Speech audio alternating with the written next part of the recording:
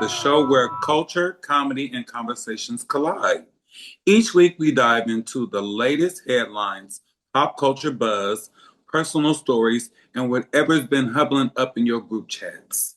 Here, we keep it real, we keep it smart, and we keep it entertaining with no fluff, just honest vibes and unapologetic takes.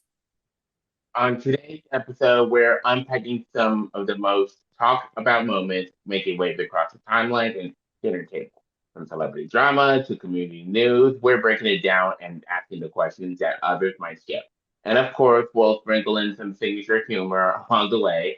If it's got people talking, it's got a spot in the chat. We'll also be shining a light on stories that deserve more attention, stories that reflect real struggles, wins, and the kind of grit you don't always see trending. Because around here, it's not just about who's on the red carpet, it's about who's making moves behind the scenes. Two, you never know which conversation will open the door to something bigger. Later in the show, we've got a special segment that highlights a personal win, a messy moment, or a bold confession. Because no bubble is ever too small or too wild to burst, get popped. And trust, nothing is off the table. This space is where vulnerability, laughter, and the occasional side eye come together like a late night group text that never ends. So if you're tuning into our community, clarify, I'm sorry, I'm going to start over a little bit. This space is where vulnerability, laughter, and the occasional side eye come together like a late night group text that never ends. So if you're tuning in for community, clarity, and a little bit of chaos, then you are in the right place. This is the Bubble Chat, unfiltered, unapologetic, and always in the mix. So let's get into some tea. Like Miss Winnie Williams said, how you doing? How are you doing? Mm-hmm. All right, let's start this gossip by talking about Chris Brown because two things are heating up at the time. And immediately a photo that has fans debating boundaries and a mirror selfie that's fueling some spicy dating rumors.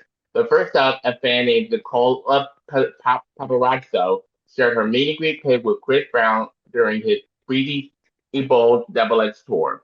In it, she's adding him while standing his hands around her waist. The internet didn't hold back. Some were here for it, but the others felt like it crossed the line, especially considering Chris's. Nicola later responded saying the pose was playful, took place with others in the room, and didn't mean any harm. She clarified that Chris's hand wasn't actually on her neck and admitted that she'd been overwhelmed by the backlash and the way the moment the moment being interpreted.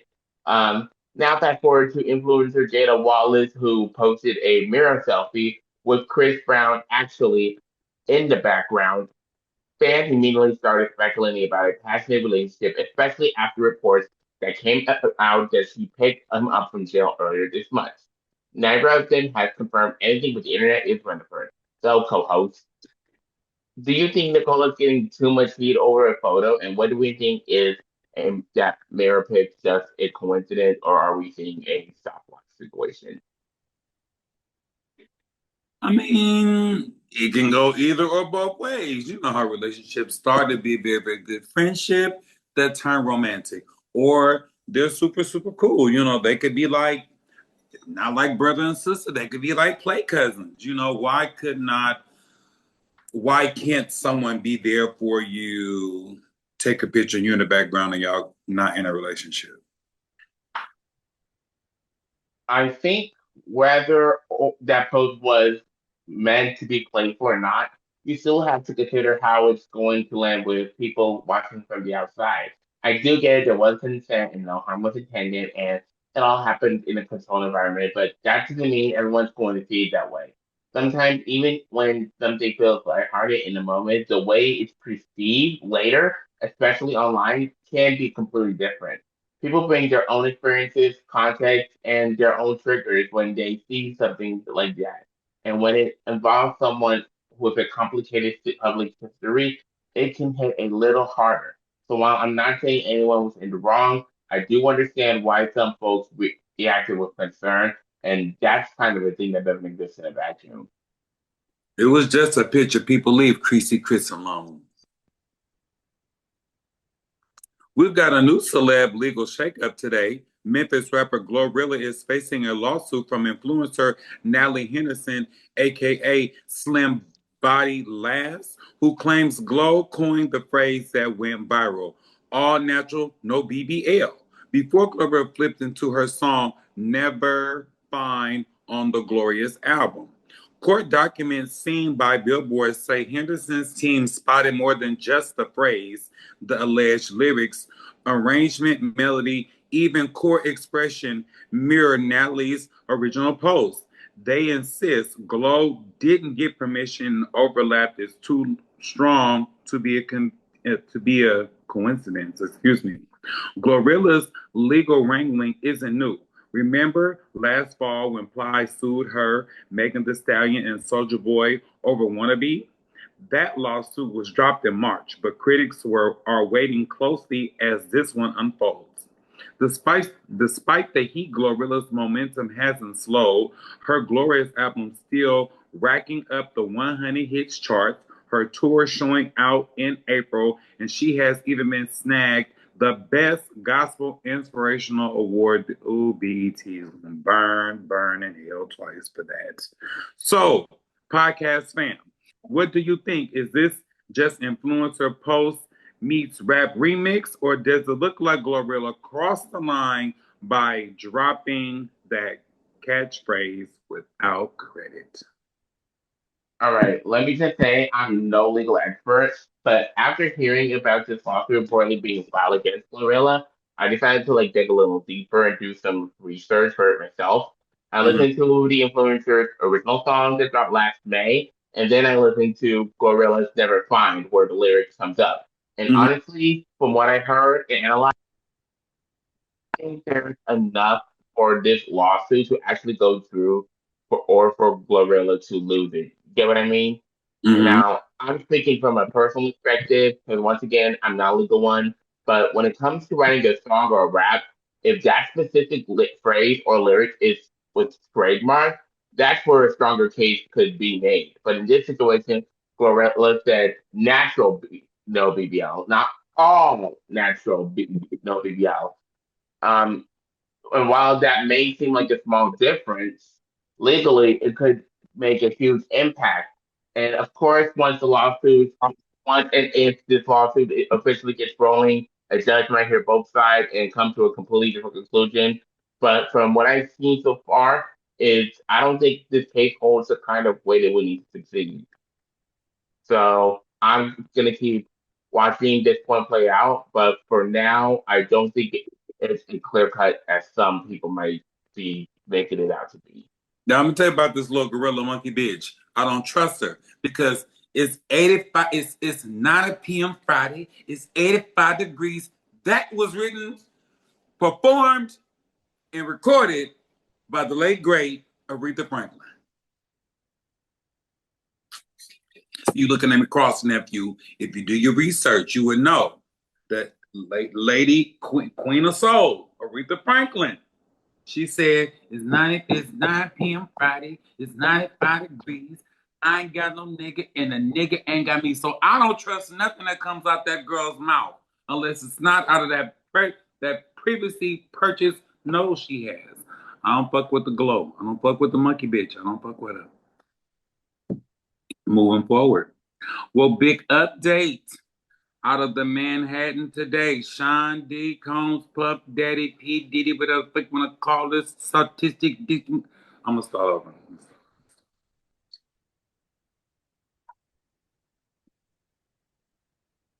Well, big update out of Manhattan today.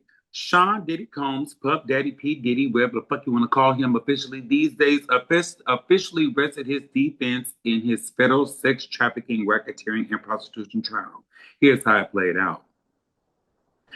After over 6 weeks and roughly 34 prosecution witnesses, including ex-girlfriends Casey Ventura and Jane Doe, 50 Cent baby mama, prosecutors concluded their case.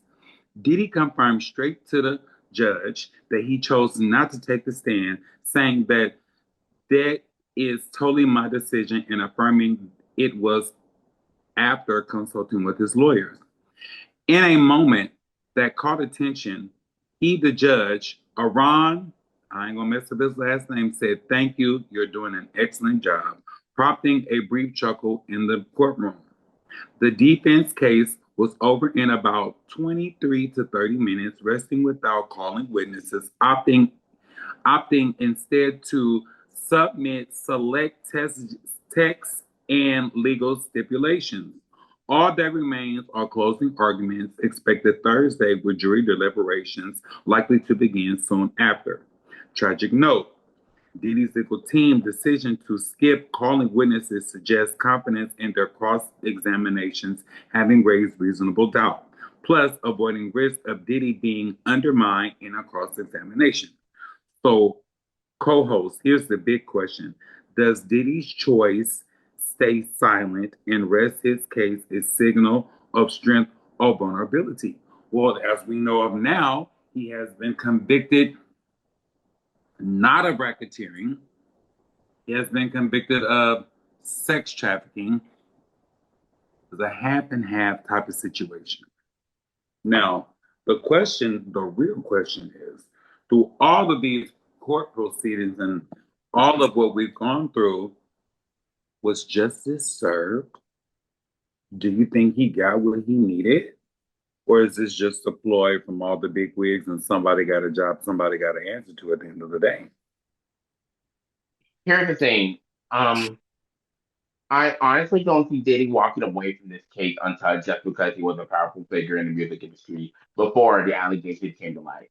Things that like shield you from legal consequences, especially when the charges are this serious. I actually watched a breakdown by legal expert Faith Jenkins, which I'll link in the show notes below. I'm also gonna link the latest update that she uploaded on Instagram, and she explained it clearly. The jury had to find at least two predicate acts that show a pattern tied to a criminal enterprise, like things like racketeering, sex trafficking, and transportation individuals for prostitution. That right there is a heavy bar to clear. And while the defense may feel like they gained some ground. Let's not forget the entire case hadn't been thrown out because I think from what I know it is still going on. Like they haven't made it official yet. At least that's from what I know. I don't know for sure, but I do know that P Diddy is being convicted, and the prosecutors just dropped a few on the more extreme allegations like attempted kidnapping, arson, and aiding trafficking. But that doesn't mean Diddy's quite in clear, really. But what really rubbed me the wrong way, though, was Diddy thinking the judge with a smile, like it's all smooth sailing. I get being respectful in court, but this isn't the moment to act like you're untouchable. The trial is still on, and the jury hasn't spoken yet. So, yeah, You in ain't. my opinion, the case is far from over, and no amount of past effect or a courtroom charm should distract from what the fuck is actually at stake here. That is what money entitlement will get you. You will feel privileged, you will feel honored, you will feel above the base, the board, and the status quo. And sometimes you got to get set the fuck down. Sometimes you must be set the fuck down. Now, you may not get a seat in the courtroom at Diddy's trial, but you might get a seat at Chicken and Waffles. So check this out. This week on Real Housewives of Atlanta season 16, 16 gave us everything from heartbreak to healing to shade and full blown brawls, all under the sizzle of a Chicken and Waffles cook-off. Shamia made her return from Grenada, but not without a heavy heart over her daughter. She shared that her recent surrogacy attempt did not work out in her ongoing struggles with her daughter. She decided to take a break from her trying another baby, and it was an emotional moment that gave an episode a dose of real vulnerability.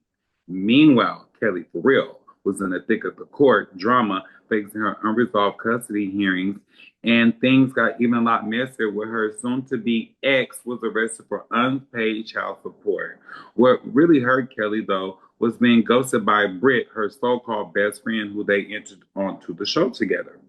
But things truly spiraled when these ladies showed up to Williams and Sonova's cook-off Kelly and Angela's husband, Charles Oak, were going spatula to spatula making waffles when a man named Marcus showed up out of nowhere, hinting that Charles might be cheating.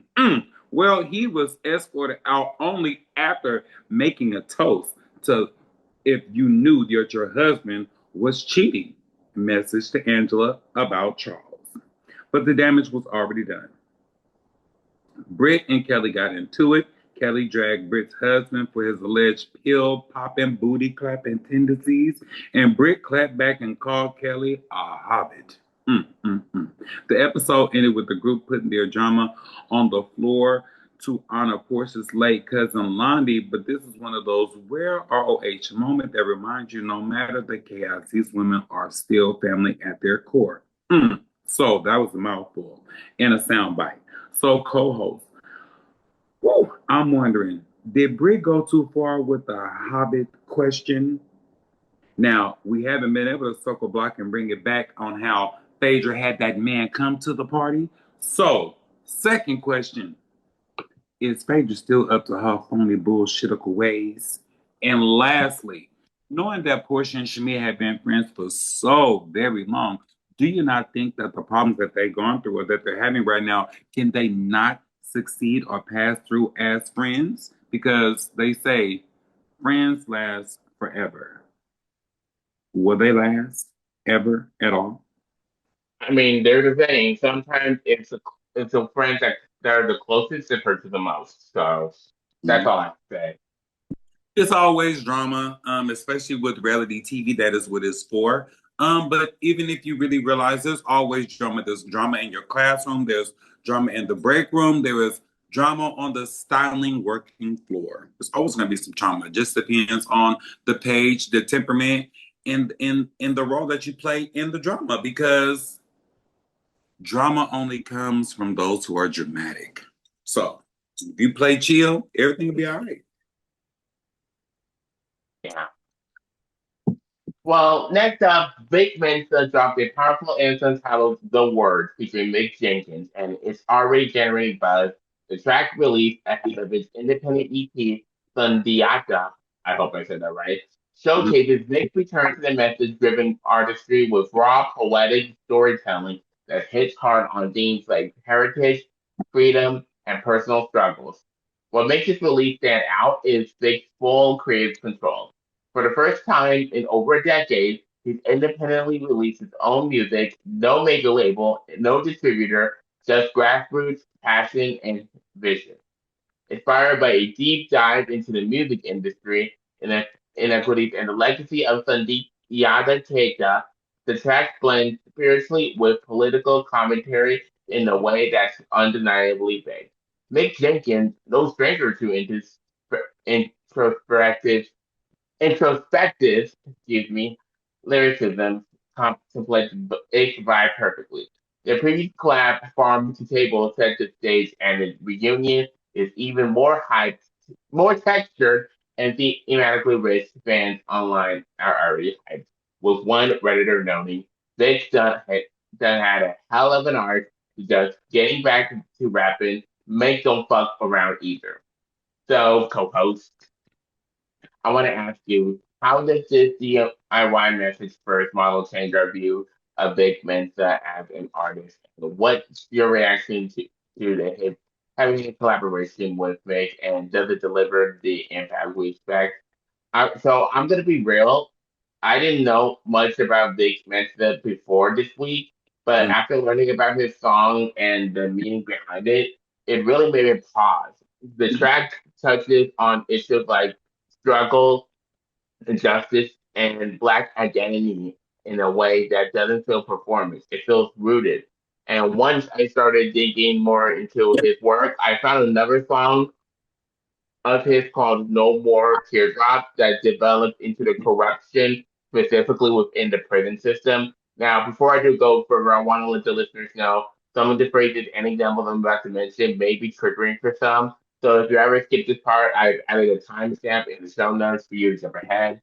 So when I heard this song and looked into big themes, it reminded me of a case we studied back in community college from Brian Stevenson's Just Mercy. It was about This case was about Trina Garrett, a young black girl with intellectual disability who was tried as an adult and sentenced to life without parole after a fire she accidentally caused ended up killing two people. Trina lost her mom at a young age and had to survive on the streets, and she was denied medical care for her mental health. Mm, While serving her sentence, she was then impregnated by a prison guard and gave birth behind bars, and her child was taken away. According to the Nation, her lawyers made it clear that Trina couldn't even form a specific intent to kill. That story honestly stuck with me because it goes to show how just fucked up the system is, what? especially for people like Trina who needed help and not punishment. And hearing Pigmenta used his platform to call out the injustice and bring awareness to kind of suffering says a lot about the kind of an artist he really is. Even if you're not like familiar with his work, just knowing that he's choosing to talk about his music says enough. It's not just bars, it's a statement. It's a really fucking statement. Let's give it up for him for the art of songwriting. Just give it up to him for his songwriting capabilities. If he's writing songs about that and it's like a hit, and you can kind of get the message that he's a little bit he's deeper than Frank Ocean. All right, we're gonna take a quick break. So get you a stretch, grab you some water, maybe send that text you've been ignoring all day. But don't go too far because we'll be right back. And when we come right back, we're gonna get into more. And trust me, you're gonna want to hear it. So stay tuned right here at the Bubble Chat. We'll be back in a sec. Alrighty, now that we've unpacked what's been going on lately, it's time to switch gears and take it beyond the blog.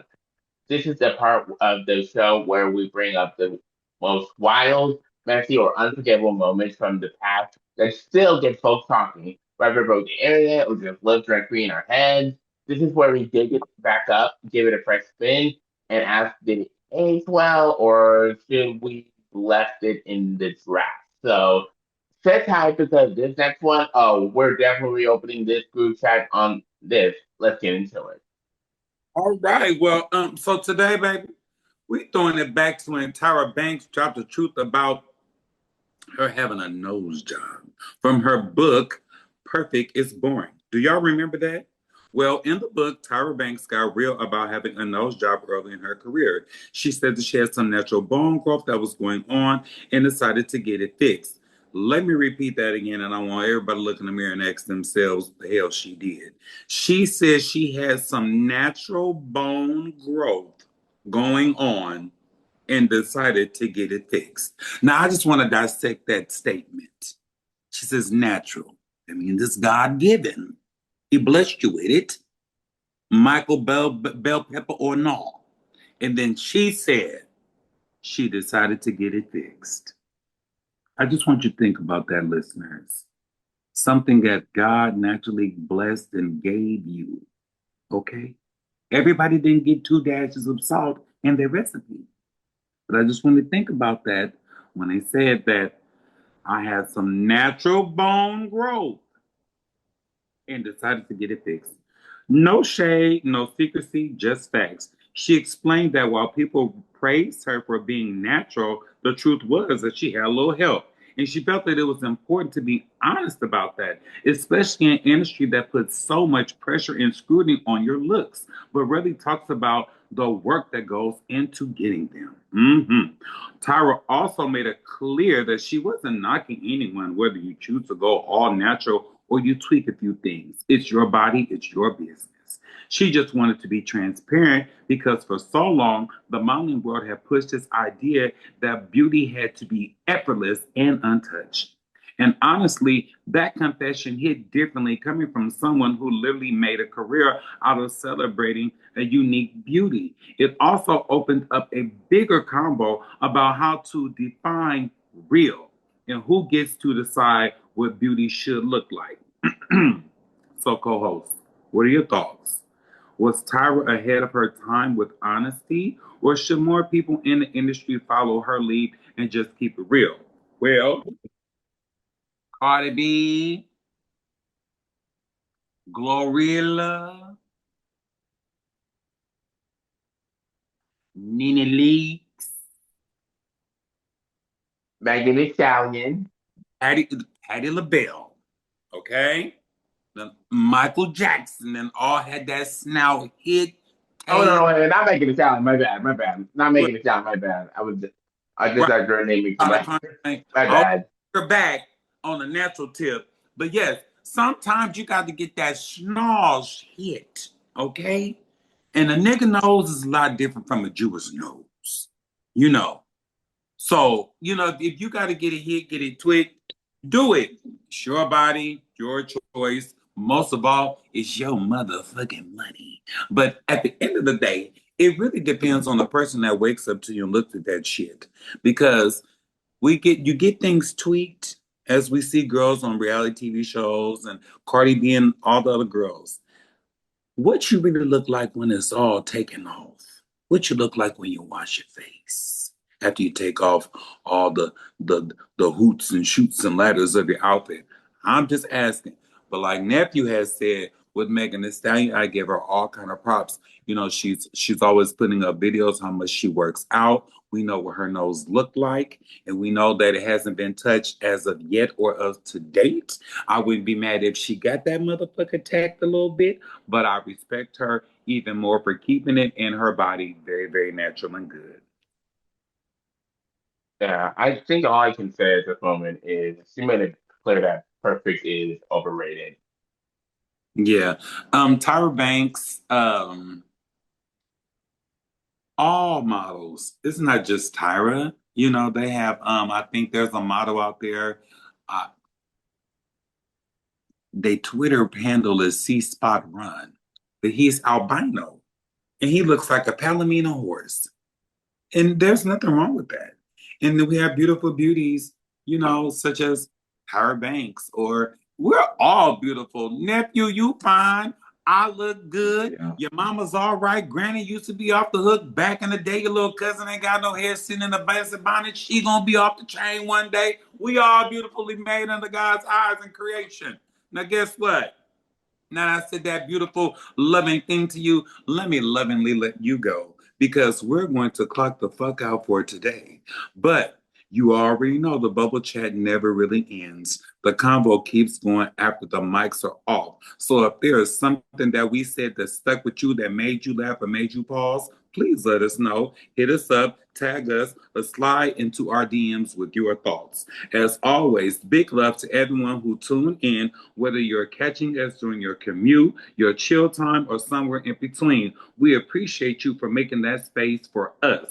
Don't forget to subscribe, leave us a rating, share this episode with someone who needs to be in the loop. We will be back soon for more tea, more stories, and more energy that you can't get nowhere else. So until then, stay safe, stay loud, always be proud, and keep the bubble real, and let it be a conversational space for you. All right, you guys. Good night. Nice.